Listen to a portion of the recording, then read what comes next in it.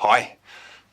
Have you ever stood in front of a classroom full of students and thought, oh my goodness, they're so close to asleep, it's not funny. I ask a question and they don't answer, they kind of look at me with this dull look on their face.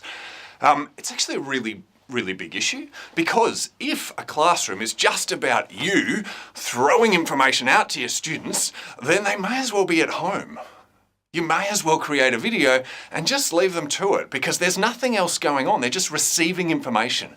And receiving information, there are heaps easier ways to do it than coming into a classroom.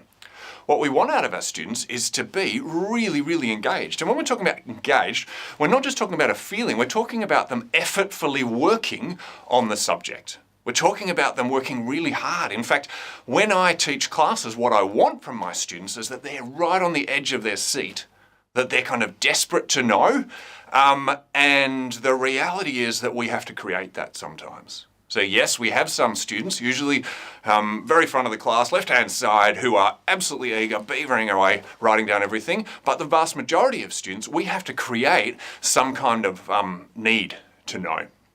I have developed a reputation as being cruel and heartless in my classes, but I also get really positive feedback about the way that I do this for students. So my belief is that if you're in a class as a student, you need to get more out of it than just the content.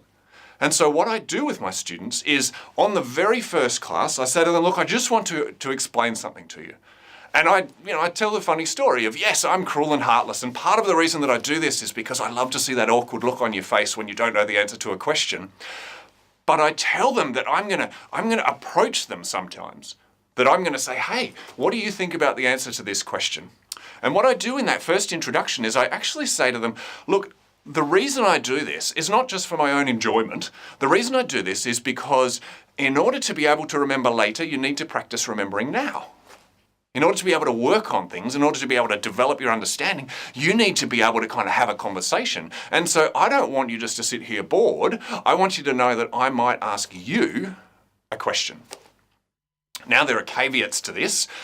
So generally in that first class where I introduce this idea, I say, yes, I'm the cruel and heartless lecturer who's going to point right at you and say, what's your answer to this question? So make sure you're listening. And yes, I love pointing at the person who I think is zoned out because I want to bring them back in. I also say, if this is actually going to freak you out, so if this is a really big problem for you, come and talk to me, we'll work something out. Very rarely have I had anyone actually come up and say to me, look, I've got an anxiety issue. So the approach that I use is I always get students to explain things back to me. So if I'm explaining a complicated idea, I'll say, okay, who gets that idea? No worries, so you get it, okay, I want you to explain it to me. Now they know that it's coming.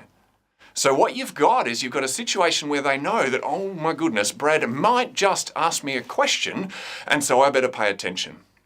Now the other thing that's really important is to celebrate, even if they don't get the answer right, to make it actually not a bad thing. So sometimes as an academic, we can get grumpy about our students not listening. And so we have a real tone to us. We kind of, oh, geez, I just won't do any work. And if that's the idea that you've got on the inside, it's really hard not to let it ooze. And so what you need to do when someone gets the answer wrong is not to kind of, stare down them over the top of your glasses, but rather to go, you got it wrong. Oh, well, who else has got it? So it actually becomes this really positive thing. And so what you're doing is you're reinforcing to the students that this is how we are going to learn these things together. That I'm going to ask you questions, not because I need to know the answer, but because I want you to be able to remember the answer. So they know that it's framed in terms of their benefit.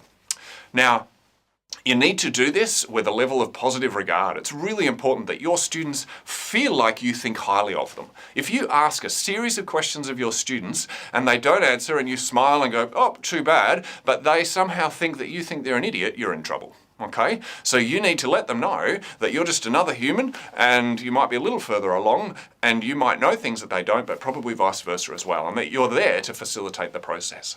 So if you want your students to be on the edge of their seat engaged and listening and attentive, create a fun environment, but ask them questions so that if they head off track in their head, that you're going to bring them straight back in.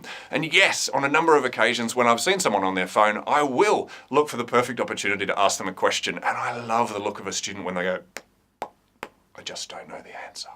because it's great, because then they go, oh my goodness, I'm not touching that phone again.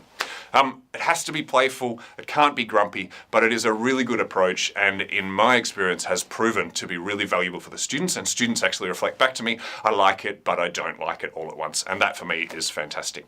I hope that helps. I hope there's lots of nervous but excited students in your class. It's a bit of an art to be craft, but I hope that's useful. Thanks, bye.